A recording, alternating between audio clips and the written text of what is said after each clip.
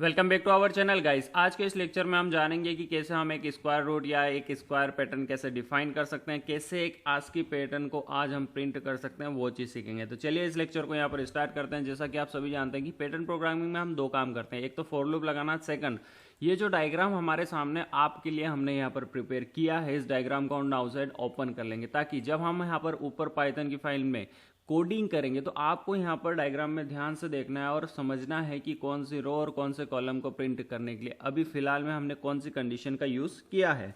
तो हम बात करते हैं यहाँ पर फॉर लूप लगाने की। तो मैं यहाँ पर रो के ऊपर पहले लगाता हूँ, तो मैं यहाँ पर लिख देता हूँ for row in range function. अब आप बोलोगे सर ये रेंज फंक्शन क्या है? देखिए बेसिकली रेंज फंक्शन का काम है आपके फॉर लूप को चलाने का। मान लीजिए मैं यहाँ पर लिख देता हूँ 100, तो यहाँ पर क्या होगा, आपका जो रेंज फंक्शन है ना वो आपके फॉर लूप को 100 टाइम्स तक चलने की परमिशन देगा। मान लीजिए आप यहाँ पर 1000 कर देते हो तो आपका जो रेंज फंक्शन है वो आपके फॉर लूप को कितना टाइम चलाएगा? 1000 टाइम। तो आई होप कि आपको रेंज फंक्शन समझ में आ चुका होगा। रेंज फंक्शन में एक चीज़ और यहाँ पर है कि आपका जो रेंज फंक्शन है ना वो हमेशा n-1 वैल्यू तक वेरी करता है। मतलब अगर आप यहाँ पर मान लीजिए कि 20 लिख रहे हो, ठीक है, तो ये आपका जो रेंज फंक्शन है ना आपके फॉर लूप को 20 टाइम्स तो चलाएगा, लेकिन वो चलाएगा कहाँ से कहाँ तक? 0 to 19 तक, मतलब n-1 वैल्यू तक वेरी करता है। ठीक है, तो ये रेंज फंक्शन की बात हो चुकी है। अब फिलहाल में हमें करंट क्वेश्चन में हमारे रेंज फंक्शन को कहाँ तक चलाना है, तो देखिए हमारे पास अभी रोज की जो वैल्यू है ना वो है 0 to 4, मतलब हमें यहाँ पर इसको नंबर देना होगा 5।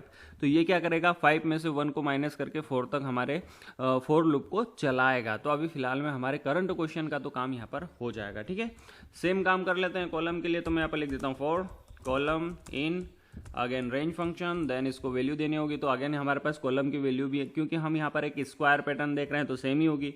तो यहाँ पर भी हम इसको 5 दे देते हैं। ठीक है, अगर हमारे दोनों फॉर लूप प्रॉपर वे में रन होते हैं तो हमारे प्रोग्राम ने क्या करना चाहिए, अब हम यहाँ पर इफ एल्स कंडीशन का यूज करेंगे। इफ कंडीशन में हम वो कंडीशन को मेंशन करेंगे जहां पर हमें स्टार्स को प्रिंट करना है। ठीक है, सेकेंडरी मैटर है कि कहां पर हमें स्टार्स को प्रिंट नहीं करना है, वो वाला पार्ट जो होगा कोडिंग का वो हम एल्स कंडीशन में मेंशन करेंगे।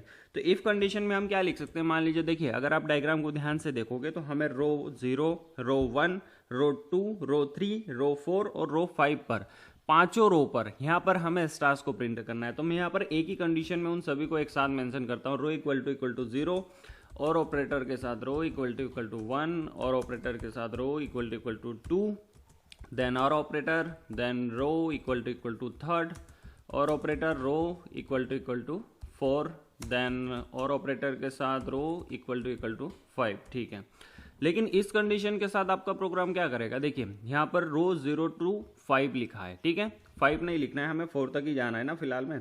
तो हम यहाँ पर क्या करेंगे, 0, 1, 2, 3, 4, तो हमें रो 5 तक तो जाना ही नहीं है ना, तो हम 5 को यहाँ से रिमूव कर देते हैं फिलहाल में। ठीक है, अब हमारी यहाँ पर 5 रो हो चुकी है 0 से स्टार्ट होकर 4 तक, मतलब टोटली अगर आप काउंट करोगे तो 3 and 2, ठीक है 5 तक हो जाएगा। लेकिन ये 5 रो तो कंटिन्यूसली इनफाइनाइट टाइम तक चलती रहेगी, तो इसको कहीं ना कहीं आपको रोकना पड़ेगा। तो मैं यहाँ पर एंड ऑपरेटर के साथ यहाँ पर उसको रोकने के लिए कंडीशन देता हूँ। एंड ऑपरेटर में हम क्या पर लगाते हैं, एंड ऑपरेटर में हम मेंशन कर सकते हैं कि फिलहाल में आपको किस कॉलम तक प्रिंट करना है। तो अगर आप क्वेश्चन में यहाँ पर डायग्राम में ध्यान से देखोगे तो आपको 0 to 4 ही प्रिंट करना है, उसके आगे नहीं जाना है। तो हम यहाँ पर क्या लिख देते हैं, कॉलम लेस देन 5 लिख देते हैं। तो ये क्या करेगा, 4 तक ही जाएगा आपका फॉर लूप, देन प्रिंट कर देगा, उसके आगे नहीं जाएगा। ठीक है, अगर ये इफ वाली कंडीशन ट्रू होती है तो हमारे प्रोग्राम ने क्या करना चाहिए, सिंपल सी बात है, यहाँ पर प्रिंट करना चाहिए। ठीक है, क्या प्रिंट करना है, फिलहाल में हमें स्टार प्रिंट करना है। ठीक है, अब जब भी आप पाइथन में कुछ भी प्रिंट करते हो, ठीक है, तो जहां पर आप प्रिंट करते हो ना, तो प्रिंट स्टेटमेंट क्या करता है, या प्रिंट की गई लाइन जो होती है ना उसके एंड में कुछ ना कुछ स्पेसेस रह जाते हैं। आप ध्यान से ऑब्जर्व करना, कभी भी प्रोग्रामिंग में जब भी आप कुछ प्रिंट करोगे ना तो वहां पर लाइन के एंड में कुछ स्पेसेस रह जाते हैं या वो लाइन चेंज हो जाएगी। तो वो लाइन चेंज होने से बचने के लिए आप क्या करोगे, यहाँ पर एंड फंक्शन का यूज करोगे। ठीक है, एंड फंक्शन क्या करता है, आपके लाइन के जो एंड में जो भी स्पेसेस होते हैं उनको रिमूव करना, सेम लाइन में लिखना, ये सारे काम जो भी आप लाइन के एंड में कुछ भी मेंशन करना, मान लीजिए आप लाइन के एंड में अजय नाम लिखना चाहते हो, ठीक है, तो ऐसा कुछ भी अगर आप लाइन के एंड में करना चाहते हो तो वो किस फंक्शन से आप कर सकते हो, एंड फंक्शन से। ठीक है, तो फिलहाल में तो हमें स्पेसेस को हटाना है, तो हम एंड फंक्शन में यहाँ पर खाली देखिए यहाँ पर एक भी स्पेसेस नहीं है, तो मैं यहाँ पर एंड फंक्शन को अभी ब्लैंक छोड़ रहा हूँ। इसमें अगर आपको कुछ भी मेंशन करना हो तो आगे हम सीखेंगे कि क्या मेंशन कर सकते हैं। अब बात करते हैं यहाँ पर एल्स कंडीशन की, तो मैं यहाँ पर एल्स कंडीशन मेंशन करता हूँ। देखिए इफ कंडीशन में जितने भी हमें स्टार्स को प्रिंट करना था वो चीज़ हम यहाँ पर मेंशन कर चुके हैं। तो एल्स कंडीशन में हमें क्या करना है, एल्स कंडीशन में हमें ज़्यादा कुछ नहीं करना है। एल्स कंडीशन को हम डायरेक्टली बोल देंगे कि भाई जहाँ पर हमारा इफ कंडीशन स्टार्स को प्रिंट नहीं करेगा वहाँ पर क्या करना, एंड फंक्शन की मदद से आप एक स्पेस को प्रिंट करना। देखिए अगर आप स्टार्स के बीच में यहाँ पर स्पेसेस को ध्यान से देखोगे तो हर स्टार के बीच में एक स्पेस है। अब वो स्पेस को कहाँ पर डिफाइन करना है वो एल्स कंडीशन वाला काम है, ठीक है। अगेन यहाँ पर लास्ट पे एक प्रिंट स्टेटमेंट और ऐड करेंगे। अब ये प्रिंट स्टेटमेंट यहाँ पर क्यों यूज़ किया है ये आपको प्रोग्राम के रन होने पर समझ में आएगा, ठीक है। तो फिलहाल में एक बार प्रोग्राम को रन करके चेक कर दें कि फिलहाल में हमारा जो भी यहाँ पर डायग्राम था या स्क्वायर पैटर्न था वो प्रॉपर प्रिंट हो रहा है या नहीं, ठीक है। तो एक बार प्रोग्राम को रन करके चेक कर लेते हैं। Run run run run to the loop, और ये अभी connecting to console and run run. बहुत ही बढ़िया से गाइस, देखिए अगर आप आउटपुट स्क्रीन पर ध्यान से देखोगे तो हमारा प्रॉपर एकदम आउटपुट आ रहा है स्क्वायर पैटर्न, ठीक है।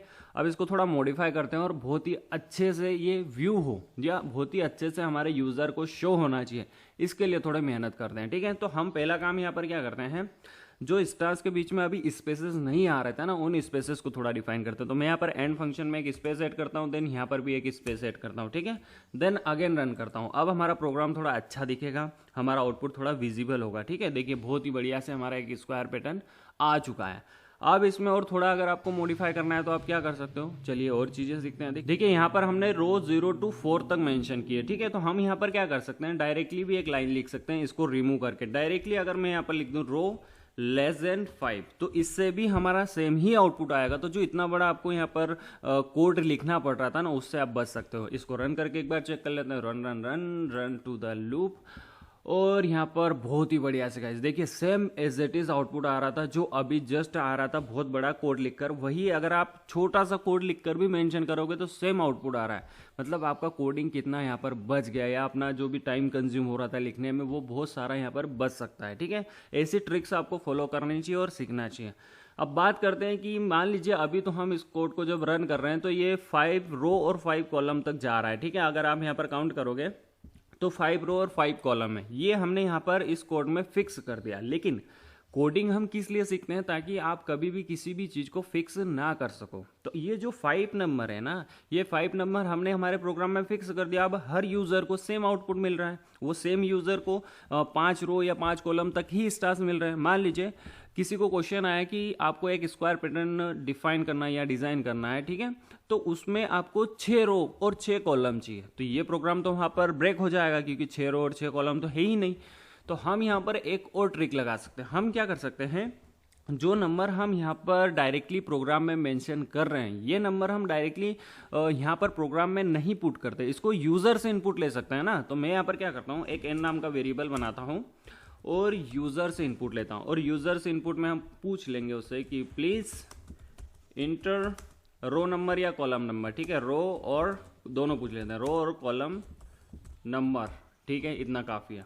अब इस लाइन से क्या होगा, यूज़र हमें एक नंबर देगा कि कितने रो और कितने कॉलम तक वो अपने स्क्वायर पैटर्न को यहाँ पर डिफाइन करना चाहता है। अब इस n को हम सब धूप पास कर देंगे, जहाँ जहाँ हमने 5 को मेंशन किया था वहाँ पर n को पास कर देंगे। तो ठीक है, पहले एक बार एक चेंजेस कर लेते हैं, देन हम क्या करेंगे, इसको रन करके चेक करेंगे कि हमने जो ट्रिक यहाँ पर लगाई है इनपुट वाली वो प्रॉपर काम कर रही है या नहीं। तो यहाँ पर भी हमें 5 को रिमूव करना है, तो ठीक है 5 and parenthesis close and again row के ऊपर भी 5 है तो इसको भी चेंज कर देते हैं, ठीक है। अब देखिए जहाँ जहाँ हमने 5 को मेंशन किया था वहाँ पर हमने n को पास कर दिया, तो हमारा प्रोग्राम अब ब्रेक नहीं होना चाहिए। तो एक बार रन करके चेक करते हैं और ये 5 जो है इसको हटाते हैं, 5 लिखते हैं, ठीक है। बहुत ही बढ़िया से सारे चेंजेस हो चुके हैं। एक बार रन करके चेक करते हैं। तो run run run run to the loop, और ये पूछ रहा है देखिए प्लीज इंटर रो और कॉलम नंबर। मान लीजिए अब जैसा कि मैंने आपको एग्जाम्पल से समझाया था, मैं यहाँ पर 6 इंटर करता हूँ, तो क्या 6 रो और 6 कॉलम तक हमारा प्रोग्राम चलेगा? बिल्कुल चलना चाहिए, इसीलिए तो हमने ये काम किया है। तो बिल्कुल यहाँ पर नहीं चल रहा है, क्यों? अब एरर को पढ़ने की आपकी यहाँ पर काबिलियत शो होगी, आपकी प्रोग्रामिंग स्किल्स कितनी अच्छी है ये आपको यहाँ पर चेक करना है। देखिए क्लियरली यहाँ पर लिखा है कि string object can not be interpreted as an integer, मतलब यहाँ पर आपने किसी ऐसी वैल्यू को भेज दिया है जो स्ट्रिंग थी और आपको उसको इंटीजर में कन्वर्ट करना था। तो बहुत ही बढ़िया से आपको पाइथन में ये पता होना चाहिए कि जब भी हम यूजर से कुछ भी इनपुट लेते हैं तो बाय डिफॉल्ट जो इनपुट ली गई वैल्यू है ना, उसका जो टाइप होता है वो स्ट्रिंग होता है, और यहाँ पर हम क्या पास कर रहे हैं, एक इंटीजर वैल्यू। तो ये तो मिसमैच होगा। अगर मिसमैच हुआ आपके प्रोग्राम में तो बढ़िया से आपको एरर थ्रू करेगा। तो मैं यहाँ पर क्या करता हूँ, इसकी टाइप कास्टिंग करता हूँ इंटीजर में। तो क्या अब हमारा प्रोग्राम ब्रेक होगा? बिल्कुल भी नहीं, 1% भी आपका यहाँ पर प्रोग्राम ब्रेक नहीं होना चाहिए। तो ठीक है, रन करके चेक करते हैं। देखिए यहाँ पर पूछ रहा है प्लीज एंटर रो और कॉलम नंबर। मान लीजिए मैं यहाँ पर अगेन 6 इनपुट करता हूँ, देन एंटर प्रेस करता हूँ। तो देखिए बहुत ही बढ़िया से 6 रो और 6 कॉलम तक हमारा एक स्क्वायर पैटर्न यहाँ पर बन रहा है। तो ये सारी चीज़ें आपको स्टेप बाय स्टेप फॉलो करना है, एक एक चीज़ को ध्यान से सीखना है। कुछ भी अगर आपको प्रॉब्लम आती है तो आप पूछ सकते हो, लेकिन आपको लर्न करना है। ये छोटी छोटी ट्रिक्स होती है जो आपको फॉलो करनी होती है। अब बात करते हैं यहाँ पर इस प्रिंट स्टेटमेंट की कि ये प्रिंट स्टेटमेंट यहाँ पर इस प्रोग्राम में कर क्या रहा है या इतना इंपॉर्टेंट क्यों है। मान लीजिए थोड़ी देर के लिए कि मैं इस प्रिंट स्टेटमेंट को यहाँ पर कर देता हूँ कमेंट, ठीक है। अब इसके बिना हमारे प्रोग्राम को रन करके चेक करते हैं तो पता चल जाएगा कि ये प्रिंट स्टेटमेंट इतना इंपॉर्टेंट क्यों था, ठीक है। तो ये पूछ रहा है प्लीज इंटर रो और कॉलम नंबर। मान लीजिए इसको इनपुट में 4 देते हैं, ठीक है। अब देखिए सारे जितने भी स्टार्स स्क्वायर पैटर्न में अभी थोड़ी देर पहले आ रहे थे ना, वो एक लाइन में आ रहे हैं। क्यों? देखिए होता क्या है, आपका ये फॉर लूप बार बार यहाँ पर रन होता है, ठीक है। अब एक बार रन होने के बाद वो एक किसी लाइन पर जाता है, देन स्टार्स को प्रिंट कर देता है। जब सेकंड टाइम रन होता है तो उसको सेम लाइन मिलती है, जो लाइन उसको पिछली बार मिली थी ना, वही लाइन उसको अगेन मिलती है। तो वो क्या करता है, उसी लाइन पर प्रिंट किए जा रहा है।